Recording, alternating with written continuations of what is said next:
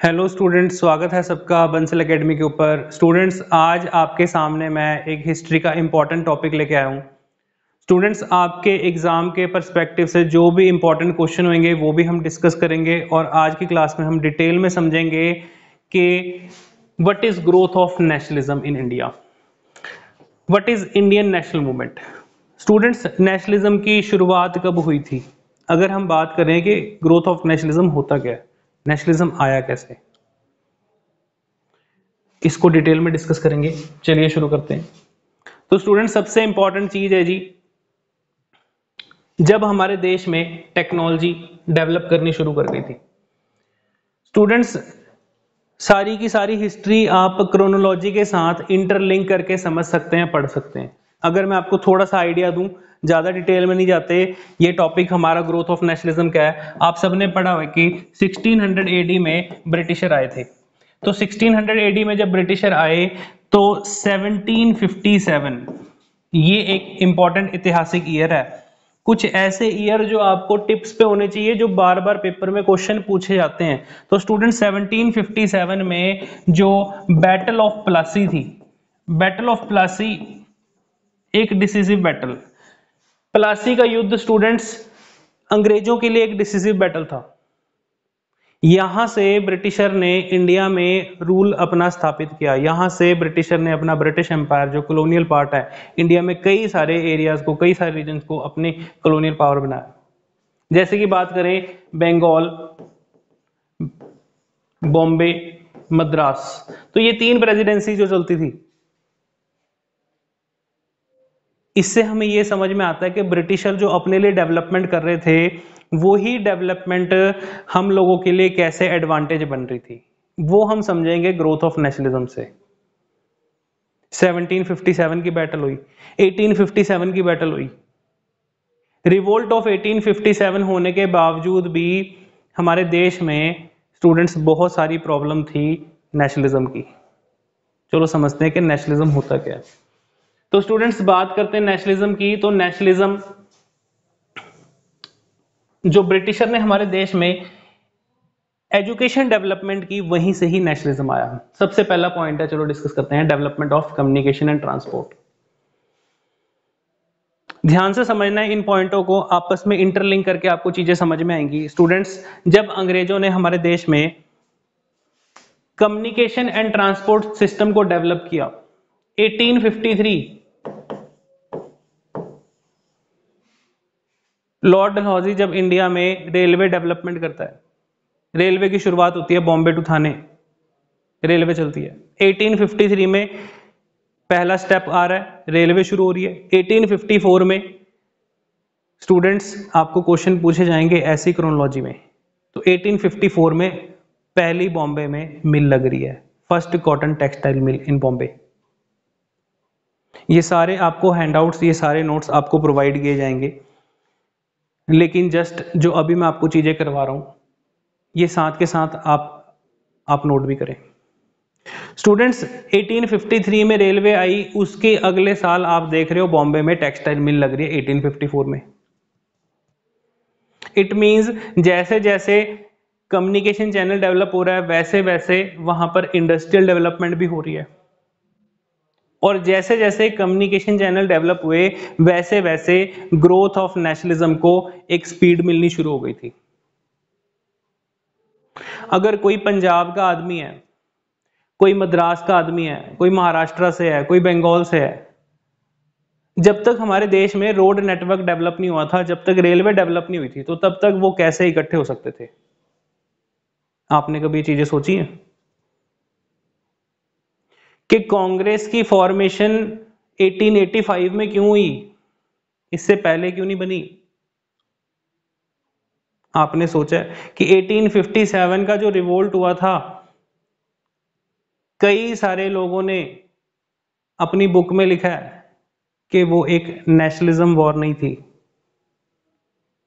Students, 1857 का revolt हम लोगों के नजरिए से वो एक नेशनलिज्म की लड़ाई हो सकती है, लेकिन अंग्रेजों के नजरिए से it was just a mutiny, a सिपाही म्यूटनी, एक सैनिकों का विद्रोह था।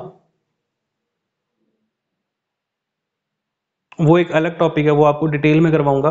तो कहने का मतलब ये है कि 1857 का वो जो रिवोल्ट था वो एक डिसिसिव रिवोल्ट होता है इंडिया के लिए। और स्टूडेंट्स यहाँ पर development of communication and transport हमारे देश में नेशनलिज्म का एक स्टार्टिंग पॉइंट होता है। नेशनलिज्म के लिए जो शुरुआत थी, आप मान के चलिए वो यहां से इस चीज की शुरुआत हो चुकी थी। तो नेशनलिज्म स्टूडेंट्स एक फीलिंग, लोगों के अंदर वो फीलिंग थी भी तो वो उसको एक्सप्रेस नहीं कर पा रहे थे कि यार अपने नेशन के लिए कुछ करना है, अपने देश के लिए कुछ करना है। वो कर आप कैसे कर सकते हो? अगर आज के डेट में आपके पास टेक्नोलॉजी नहीं है तो आप कुछ नहीं कर सकते। आज आपके पास टेक्नोलॉजी है, आप उसका अच्छा यूज कर सकते हो, टेक्नोलॉजी है उसका मिस यूज कर सकते हो। अगर आप टेक्नोलॉजी से टोटली कट चुके हो तो फिर आप कुछ भी नहीं कर सकते। तो ये आज की बात बता रहा हूं, इसी तरीके से आप इसको इंटरलिंक करके सोच सकते हो कि उस टाइम पर नेशनलिज्म इतना लेट क्यों आया। अंग्रेज तो 1600 में आ गए थे, 1757 में बैटल ऑफ प्लासी होती है, 1857 में रिवोल्ट हुआ, लेकिन अंग्रेज नहीं गए। फिर इसके बाद सबसे इंपॉर्टेंट चीज स्टूडेंट्स, जो एक और इंपॉर्टेंट पॉइंट है, इंग्लिश एजुकेशन। ठीक है जी, इंग्लिश एजुकेशन एक सबसे इंपॉर्टेंट रोल प्ले करती है अपना इस ग्रोथ ऑफ नेशनलिज्म में। तो स्टूडेंट्स, ग्रोथ ऑफ नेशनलिज्म में इंग्लिश एजुकेशन का भी सबसे बड़ा रोल था। जब हमारे देश में after 1857 university of Bombay, university of Madras, university of Calcutta open हुई, लॉर्ड कैनिंग के टाइम पे, लॉर्ड कैनिंग के टाइम पे ओपन की गई थी। ये क्वेश्चन पेपर में पूछा जाता है। इसका प्रस्ताव लॉर्ड डलहौजी लेकर आया था। लॉर्ड डलहौजी के टाइम पे वुड्स डिस्पैच क्वेश्चन पेपर में सीधा पूछा जाता है।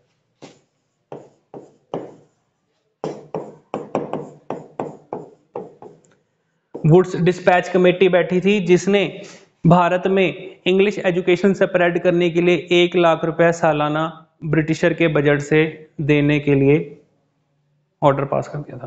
फरमान जारी हो गया कि भाई भारत में 6th क्लास से लेकर 12th स्टैंडर्ड वालों के लिए इंग्लिश कंपलसरी कर दी जाए और इंग्लिश एजुकेशन जो है इंडिया में अब से सभी बच्चों को कराई जाए। क्यों? क्योंकि इंग्लिश सीखेंगे तो लोअर रैंक पे, लोअर लेवल पे क्लर्क, कांस्टेबल्स, पुलिस ऑफिसर जो नियुक्त किए जाएंगे इंडियंस, उनको इंग्लिश आनी चाहिए, कम्युनिकेशन में दिक्कत नहीं होनी चाहिए। तो इंग्लिश हमारे लिए एडवांटेज कैसे बनती है? जब लोग एजुकेशन लेते हैं स्टूडेंट्स, जब लोग यूनिवर्सिटी कॉलेज में जाकर फिलॉसफी पढ़ते हैं, जब लोग पॉलिटिकल थिंकर पढ़ते हैं, तो वो भी एक पॉइंट बनता है यहां पर ग्रोथ ऑफ नेशनलिज्म का।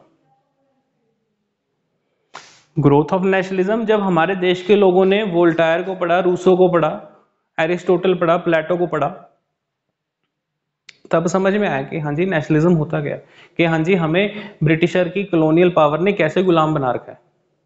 आई होप आपको चीजें समझ में आ रही होंगी। ठीक है जी। तो स्टूडेंट्स, ये एक इंपॉर्टेंट पॉइंट है जी, ये चीजें आपको क्लियर होनी चाहिए। ठीक है, ये सारे आपको हैंड आउट में प्रोवाइड कर दूंगा। चलिए नेक्स्ट आगे देखते हैं, English language and western education. Students, सबसे इंपॉर्टेंट पॉइंट है जी, यहां से आपके एग्जाम में बहुत सारे इंपॉर्टेंट क्वेश्चन पूछे जाते हैं। 1835 important year for English education.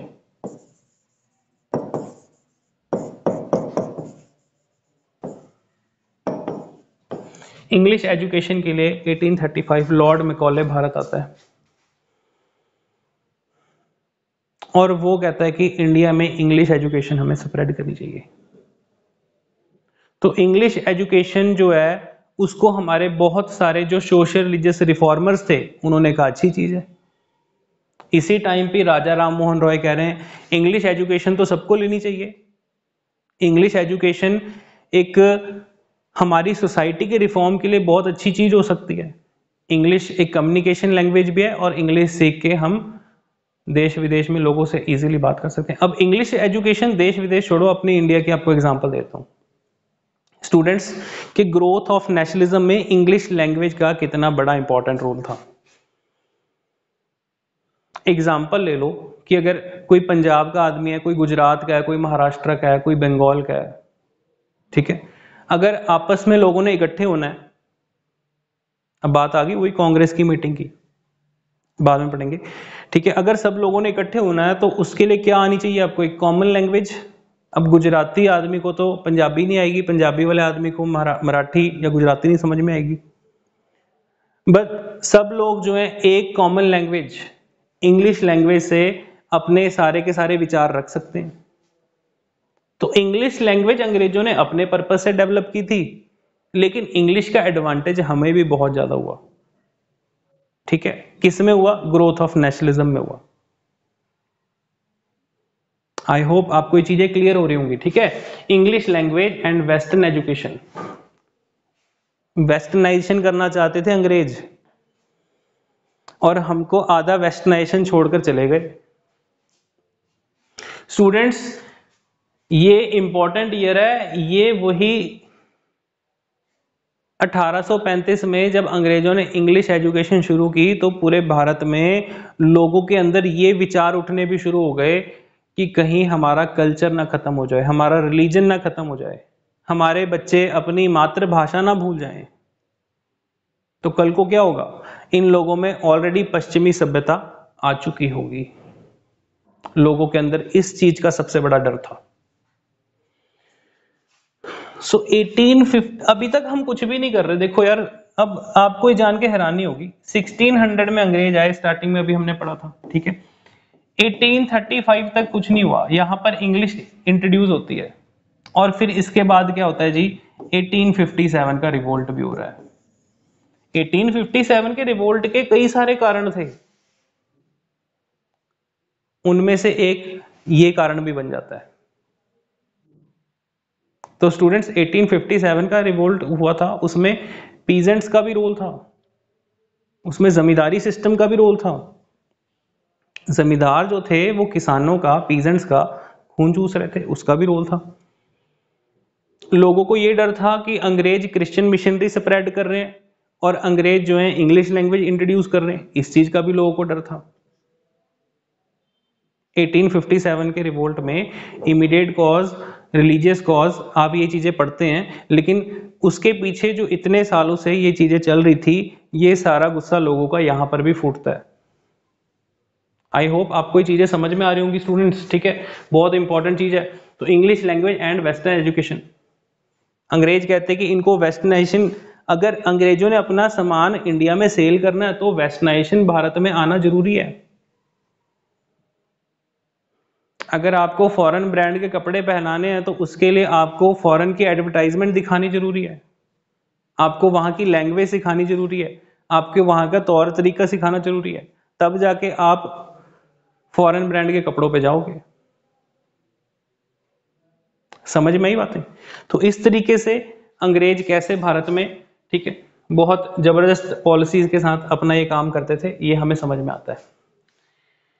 Students सबसे important point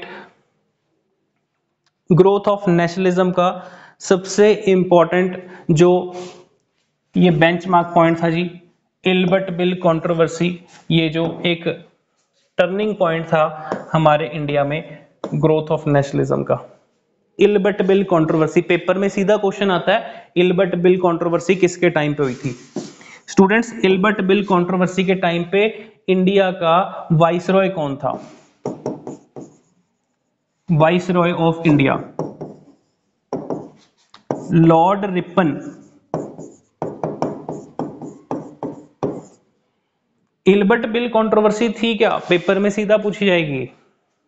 so students Lord Ripon ने कहा, also known as father of local self government, Lord Ripon ने अपने हिसाब से भारत में कई सारे रिफॉर्म करने के सोचे। लॉर्ड रिपन एक ऐसा, आप कहोगे कि लॉर्ड रिपन एक अंग्रेज होके इंडियंस की साइड क्यों ऐसे कर रहा था, इंडियंस की तरफदारी, इंडियंस की तरफ क्यों ज्यादा इसका झुकाव था। तो स्टूडेंट्स लॉर्ड रिपन जो था उसकी आइडियोलॉजी लिबरल थी। अब बात आ जाती है वही कि university education, college education, higher education, तो एक ऐसा अंग्रेज भी आया जिसकी लिबरल थिंकिंग थी। भारत में local self government, father of local self government Lord Ripon. तो लोकल सेल्फ गवर्नमेंट की शुरुआत करने वाला, जो ग्रास रूट लेवल पे डेवलपमेंट है उसकी शुरुआत करने वाला लॉर्ड रिपन। सो इल्बर्ट बिल कंट्रोवर्सी, हमारे देश में लोगों को चीजें लेट समझ आती हैं। C B Ilbert, Lord Ripon कहता है कि इंडिया में इंडियन जजेस को भी नियुक्त होने का अधिकार होना चाहिए, इंडियन जजेस को भी, ठीक है, जुडिशरी में आना चाहिए। अब कोई भी बिल भारत में पास होता था वो पहले इंग्लैंड जाता था, इंग्लैंड से उसकी मंजूरी मिलेगी, इंडिया में पास होगा। तो होता क्या जी, इंग्लैंड में कंट्रोवर्सी होगी। तो सी बी इल्बर्ट जो था जी, ठीक है, सी बी इल्बर्ट ये कहता है जी ये आदमी तो काम खराब कर रहा है, लॉर्ड रिपन तो इंडिया में जाके इंडियंस की तरफदारी वाला हो गया, ये तो इंडिया में इंडियंस लोगों के लिए इतनी भलाई के काम करेगा तो कल को हमारा मुश्किल हो जाएगा। कहता है ये क्या बात कर रहा है, कहता है इंडिया में इंडियन जजेस को भी रिक्रूट होना चाहिए जुडिशरी सिस्टम में। तो जुडिशियल रिफॉर्म में इतना अगर बड़ा बदलाव हो जाता है तो कल को इंडियन जजेस जो होंगे वो अपने लोगों के लिए सही फैसला ले ही नहीं सकते। वो लोग जो हैं अपने लोगों को कोई हार्श पनिशमेंट, कोई हार्श इस प्रकार से पनिशमेंट दे ही नहीं सकते। ये कंट्रोवर्सी के बाद स्टूडेंट्स लॉर्ड रिपन को वापस बुला लिया गया था। तो यहां पर लेकिन ये दिमाग की बत्ती जला देता है। तो इंडियंस के साथ डिस्क्रिमिनेशन हर लेवल पे हो रहा था। चौरी चौरा इंसिडेंट होता है स्टूडेंट्स, वहां पर पुलिस स्टेशन को आग लगाई जाती है, वहां पर सारे के सारे जो इंडियन पुलिस कर्मचारी होते हैं सारे के सारे पुलिस स्टेशन में लोअर रैंक पे सारे इंडियन होते थे। एसएचओ हो गया,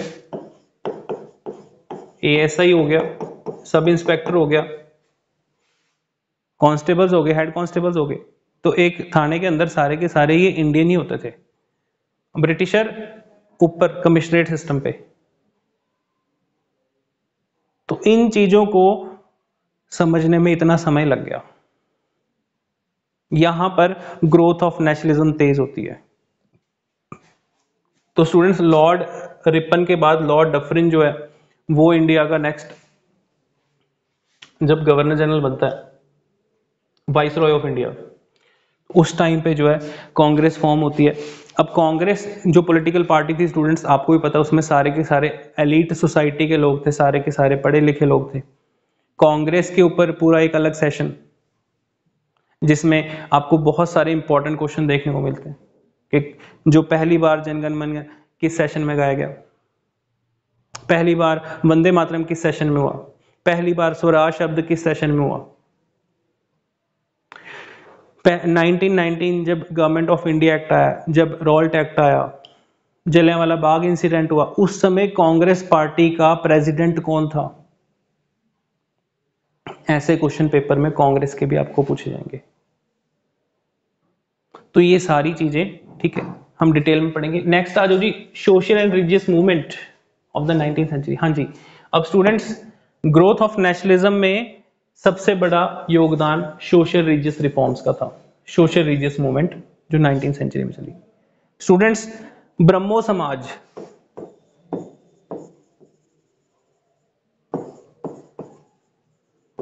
ब्रह्मो समाज एक आप कह सकते हो एक अम्ब्रेला ऑर्गेनाइजेशन थी, एक बहुत बड़ी ऑर्गेनाइजेशन।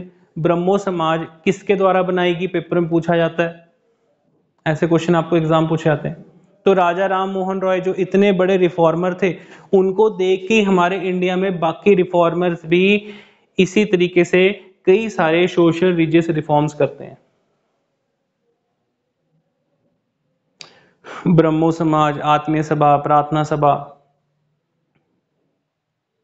रामकृष्ण मिशन, स्वामी विवेकानंद जी का एग्जाम में क्वेश्चन पूछा जाता है कि स्वामी विवेकानंद जी ने रामकृष्ण मिशन किसके नाम से रखा था, तो उनके गुरु थे रामकृष्ण परमहंस।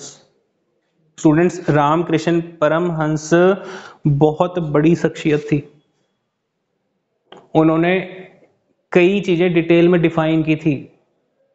कि ह्यूमन बीइंग के अंदर एक कॉमन ह्यूमन, एक आम जो ह्यूमन बीइंग होता है उसके अंदर कितनी ज्यादा पावर हो सकती है, एक natural power. Arya Samaj, Nirankari movement, Radha Swami movement, exam में क्वेश्चन पूछे जाते हैं। ये सारे के सारे जो रिफॉर्म्स थे ये एक ग्रोथ ऑफ नेशनलिज्म का हिस्सा थे। स्टूडेंट्स, लोअर सेक्शन के लोगों की डेवलपमेंट बहुत ज्यादा जरूरी थी हमारे देश में। जब तक हम समाज में अगर ग्रास रूट लेवल पे डेवलपमेंट नहीं करेंगे तो सोसाइटी को कभी भी हम आजाद करा ही नहीं सकते थे। फिर किससे आजाद कराते? अगर आप अपने ही समाज के लोगों की डेवलपमेंट नहीं कर सकते, अपने ही समाज में लोगों को अगर उठा नहीं सकते हो, तो समाज की लड़ाई किसके साथ थी? तो यहां पर स्टूडेंट्स ग्रोथ ऑफ नेशनलिज्म में सबसे इंपॉर्टेंट रोल प्ले करते हैं अपने सोशल रिलीजियस रिफॉर्म, जो जिनका मेन रोल था सोसाइटी में women's education, children's, lower section people, इन सब की डेवलपमेंट का। सबसे बड़ी चीज वुमेन, सोसाइटी में वुमेन्स की जो दुर्दशा खराब थी उसको डेवलप करना, और वुमेन्स के लिए एजुकेशन सेक्टर डेवलप करना। पेपर में पूछा जाता है आपको, गुलामगिरी किसने लिखी है? सत्यशोधक समाज किसने बनाया? ज्योतिबा फुले। खुद एक लोअर सेक्शन से आते थे और सोसाइटी में उन्होंने औरतों के लिए, बच्चों के लिए और लोअर कास्ट के लोगों के लिए बहुत ज़्यादा रिफॉर्म किए। ज्योतिबा फुले और सावित्रीबाई फुले ने मिलके फर्स्ट गर्ल्स स्कूल ओपन किया। तो गर्ल्स स्कूल ओपन किया, एजुकेशन लोगों को मिल रही है, लड़कियों को मिल रही है, समाज में सोसाइटी इस तरीके से डेवलप हो रही है। जब लोगों को एजुकेशन मिलेगी तब जाके ग्रोथ ऑफ नेशनलिज्म आएगा। ये सारी चीजें आपस में इंटरलिंक करती हैं।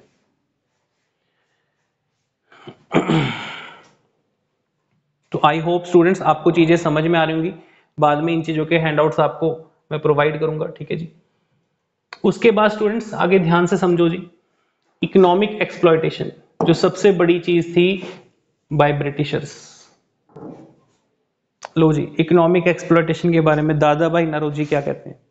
स्टूडेंट्स, दादा भाई नौरोजी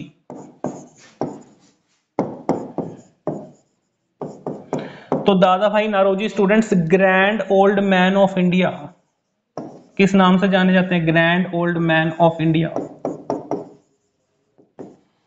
दादा भाई नौरोजी ने इकोनॉमिक एक्सप्लॉयटेशन जो अंग्रेजों के द्वारा की गई थी उस पर बुक लिखी है। दादा भाई नौरोजी ने डिटेल में बुक लिखी है जी। एग्जाम में बहुत बार क्वेश्चन पूछा जाता है कि दादा भाई नौरोजी की बुक का नाम बताओ। Poverty and un British rule in India.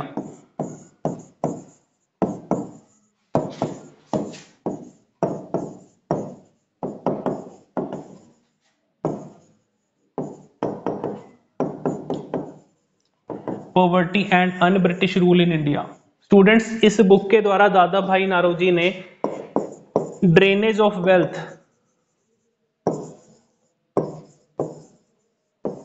कि कैसे भारत का पैसा, कैसे हमारे देश की सारी संपत्ति, कैसे हमारे देश के रिसोर्सेज अंग्रेज चूस रहे थे। अंग्रेज यहां से लेकर यूरोप जाते थे। स्टूडेंट्स, हमारे देश में कमर्शियल फार्मिंग किसने शुरू करवाई? ब्रिटिशर ने। Permanent settlement, Lord Cornwallis. Zamindari system के नाम से भी जानी जाती है। एक जमींदार नियुक्त कर दिया और अंग्रेज जबरदस्ती कह रहे हैं कि किसानों से आपने यही फसल उगवानी है, थोड़ा सा लालच दो और ये काम करवाओ। तो किसानों से जबरदस्ती कॉटन, अपना जूट, कॉफी, टी, ओपियम, अफीम की खेती करवा रहे थे। इंडिगो, सबसे पहले इंडिगो रिवोल्ट इसीलिए किसान कर रहे हैं, बार बार एक ही खेती करने से उनकी जमीन बंजर हो रही है। तो स्टार्टिंग में तो जो भोले भाले किसान थे उनको फंसा लेते थे अपनी बातों में, लेकिन बाद में जाकर जब अंग्रेजों को लगता था कि हाँ भाई ये जो जमींदार है तो ज्यादा ही एक्सप्लॉयटेशन कर रहे हैं, अंग्रेजों ने जमींदारों से कहना है कि हमको पैसा ला के दो, हमें कलेक्ट करके दो पैसा। जमींदार एज अ सभी विलेजर से टैक्स कलेक्टर की तरह काम करते थे। लेकिन जमींदार इतने ज़्यादा हार्श, इतने ज़्यादा किसानों को परेशान करते थे, इतना ज़्यादा एक्सप्लॉइट करते थे, वही कारण बनता है बाद में 1857 के रिपोर्ट का। सिंपल सी बात है। अब आपको चीज़ें समझ में आ रही होंगी। अब ये सारी चीज़ें दादा भाई नारोजी ने अपनी बुक में भी लिखी हैं। इकोनॉमिक एक्सप्लॉयटेशन स्टूडेंट, सबसे ज़्यादा एक्सप्लॉइट अंग्रेजों ने बंगाल को किया था। सबसे ज़्यादा एक्सप्लॉयटेशन बंगाल के रिसोर्सेज की हुई थी। सबसे ज़्यादा ईस्ट इंडिया कंपनी बंगाल में चल रही थी। इंडिगो रिवोल्ट बंगाल में हुआ था और बंगाल के ही लोगों में सबसे ज़्यादा नेशनलिज्म आपको देखने को मिलेगा। सुरेंद्रनाथ बनर्जी, सुभाष चंद्र बोस, रास बिहारी बोस, रास बिहारी घोष, खुदीराम बोस। तो स्टूडेंट सबसे ज्यादा आपने ये चीजें नोटिस की कि सबसे ज्यादा बंगाल के लोगों में नेशनलिज्म क्यों देखने को मिला, सबसे ज्यादा एक्सप्लॉयटेशन बंगाल की हुई थी। दादा भाई नारोजी एक बहुत बड़ी पारसी बिजनेसमैन फैमिली से आते थे और स्टूडेंट्स पहले इंडियन थे जो इंग्लैंड की पार्लियामेंट में सिलेक्ट हुए थे। इंग्लैंड की पार्लियामेंट में मेंबर ऑफ पार्लियामेंट दादा भाई नारोजी के इंग्लैंड में भी बिजनेस चल रहे थे और बहुत ज्यादा एजुकेटेड पर्सन। तो इंग्लैंड की पार्लियामेंट में जब पहली बार अपनी स्पीच देते हैं तो वो अपनी स्पीच की शुरुआत करते हैं कि you Britishers are great person, you are the reformers of the society. अंग्रेज खुश हो जाते हैं, कहते हैं भाई ये तो हमारी तारीफ कर रहा आदमी, कहते हैं कि तुम तो बहुत अच्छे आदमी हो। ठीक है, दादा भाई नारोजी अंग्रेजों के लिए कह रहे हैं तुम तो समाज सुधारक बन रहे हो खुद को। अंग्रेज खुश हो जाते हैं। अगली लाइन में कहते हैं कि ये सब कुछ तुम अपने लिए सीमित रख रहे हो, ये सब चीजें तुम्हारे अपने लोगों तक के लिए सीमित हैं, तुम इंडियंस को कितना ज्यादा एक्सप्लॉइट कर रहे हो, तुम हमारे देश को कितना एक्सप्लॉइट कर रहे हो। वहां की पार्लियामेंट में हाहाकार मच गया कि भाई ये इंसान क्या बोल रहा है, क्योंकि स्टूडेंट्स वहां पर सबको बोलने की आजादी। ठीक है, इसीलिए तो इंग्लैंड में कोई भी पर्सन आप कहोगे दादा भाई नारोजी कैसे सिलेक्ट हुए, वहां पर इक्वेलिटी। ठीक है, लोगों में इक्वेलिटी का दर्जा, जो अगर कोई भी पर्सन वहां पर इलेक्शन लड़के जीत के वहां का मेंबर ऑफ पार्लियामेंट बन सकता, तो दादा भाई नारोजी बने ऐसे। आज भी दादा भाई नारोजी का वहां पर घर है। तो दादा भाई नारोजी जो थे उन्होंने अपनी स्पीच जब ये दी, तो अब ये जो अपना भाषण दे रहे हैं वहां पर, तो अगले दिन ये सारा कुछ इंग्लैंड के अखबारों में प्रिंट होना था। मतलब कि अंग्रेजों की बहुत ज्यादा बेइज्जती की। बेइज्जती क्या की, अंग्रेजों को उनको आईना दिखाया, उनको शीशा दिखाया दादा भाई नारोजी ने। तो आई होप आपको चीजें समझ में आई होंगी, क्योंकि स्टूडेंट्स अंग्रेजों ने धीरे धीरे हमारे देश में हर एक बिजनेस को खत्म कर दिया था, जो भी इंडियन बिजनेस था, चाहे वो इंडियन हैंडलूम बिजनेस है, चाहे वो वीवर्स थे, किसान थे, पीजेंट्स थे, कोई हाथ से काम करने वाला, कोई बढ़ाई का काम कर रहा है, कोई कुछ कर रहा है, सारे बिजनेस खत्म कर दिए। मान लीजिए ब्रिटिशर, अगर कोई भारत की खादी का कपड़ा है, वो 1000 रुपए का है, खादी का कुर्ता पजामा, वो हैंडमेड गुड है। हैंडमेड इंडस्ट्री, इंडिया में मशीन गुड्स का तो यूज ही नहीं होता था पहले स्टूडेंट्स। हमारे देश में सिर्फ हाथ से बनाई हुई चीजें यूज की जाती थी। इसी चीज को महात्मा गांधी भी सपोर्ट करते हैं। इसीलिए तो गांधी जी कहते हैं कि हम दूसरे पे डिपेंड क्यों रहे, अपने लिए खुद ही कपड़ा सूतो, अपने लिए खुद ही कपड़ा बनाओ। हर एक को चरखा गिफ्ट करते थे। Also power of women empowerment, कि किसी पे डिपेंड मत रहो। तो स्टूडेंट्स मान लीजिए अगर कोई खादी का कपड़ा 1000 रुपए का है, तो ब्रिटिशर अपनी 200 रुपए की शर्ट इंडिया में बेच रहे हैं जो मशीन गुड है। अब मशीन गुड कितने चीप होते हैं आपको इससे पता चल जाएगा। मशीन में एक दिन में 1000 कपड़े तैयार हो जाने हैं, और कहाँ जो हैंडमेड गुड है वो एक हफ्ते में तैयार होगा, हो सकता है 2 हफ्ते में तैयार हो, कुछ कुछ ऐसे कपड़े होते हैं महीने में भी तैयार होते हैं। तो उस पर किसी बंदे की, एक बंदे की मेहनत लगी है, 1 हफ्ते की, 2 हफ्ते की, 1 महीने की। लेकिन स्टूडेंट्स यहाँ पर मशीन गुड में क्या है, कपड़ा मशीन में डाला, स्टिच होके मशीन से निकल रहे हैं।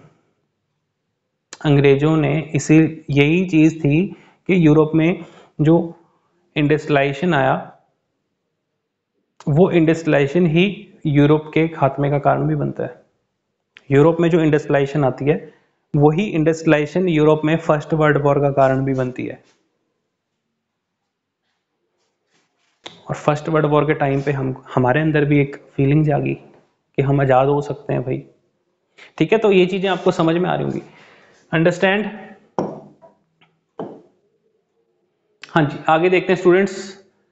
अब यही वो टाइम पीरियड था, formation of Congress party, Indian national Congress, Congress party का गठन। क्वेश्चन यहां से कांग्रेस के बहुत सारे बनते हैं, तो अभी हम ग्रोथ ऑफ नेशनलिज्म देख रहे हैं, कांग्रेस का टोटली एक अलग टॉपिक है। जब कांग्रेस पार्टी फॉर्म हुई उस समय भारत का वाइसरॉय कौन था? Lord Dufferin. उस समय इंडिया का वाइसरॉय कौन था? Lord Dufferin. जब कांग्रेस बनाई जानी थी वो आइडिया किसका था? Who was the founder of the Congress? Sir A.O. Hume, retired British officer.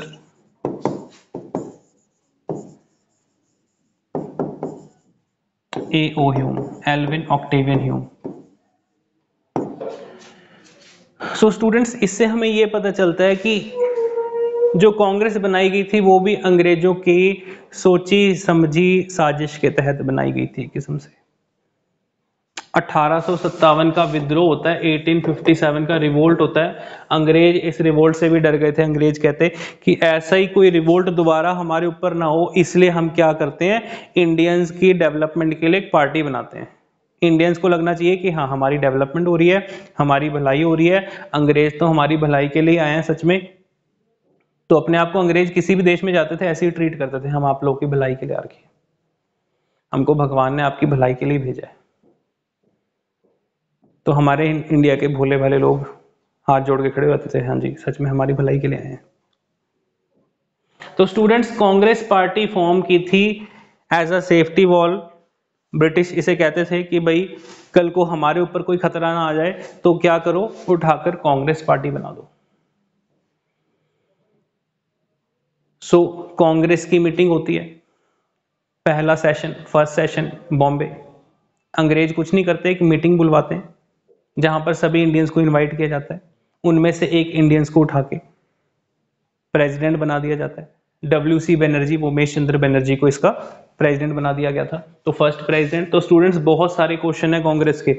First president, first Muslim president Badruddin Tyab ji, first English president George Yule, ये सारे हम कांग्रेस की क्लास में करेंगे। First women president Annie Besant कब बनी, ये क्वेश्चन पेपर में पूछा जाता है। First Indian women president Sarojini Naidu कब बनती हैं। महात्मा गांधी जी कब कांग्रेस पार्टी के प्रेसिडेंट थे, किस सेशन में थे, किस ईयर बने। ये सारे कांग्रेस से रिलेटेड इंपॉर्टेंट क्वेश्चन है, इसकी पूरी अलग क्लास होगी। तो कांग्रेस के बारे में डिटेल में अलग क्वेश्चन, अलग क्लास में पढ़ेंगे हम। सुभाष चंद्र बोस किस सेशन में हेड बने। सुभाष चंद्र बोस ने कांग्रेस छोड़ के फिर अपनी फॉरवर्ड ब्लॉक पार्टी बनाई। सुभाष चंद्र बोस और महात्मा गांधी के बीच में जो मतभेद पैदा हुए वो क्यों हुए, वो सब पढ़ेंगे हम। तो स्टूडेंट्स, आई होप आपको चीजें समझ में आई होंगी, ये चीजें आपको क्लियर हो गई होंगी। बाकी जो कुछ मैंने आपको करवाया, ठीक है, इनके आपको नोट्स जो हैं वो प्रोवाइड हो जाएंगे। ठीक है, ये हैंडआउट्स आपको मिल जाएंगे, ये भी आप पढ़ सकते हो। ठीक है, इसके अलावा स्टूडेंट्स आपको कंप्लीट जो ऑनलाइन कोर्स है वो मेरे द्वारा आपको कराया जाएगा। तो आई होप आपको वीडियो अच्छी लगी होगी। वीडियो लाइक जरूर करके जाना, चैनल को सब्सक्राइब करें। Thank you.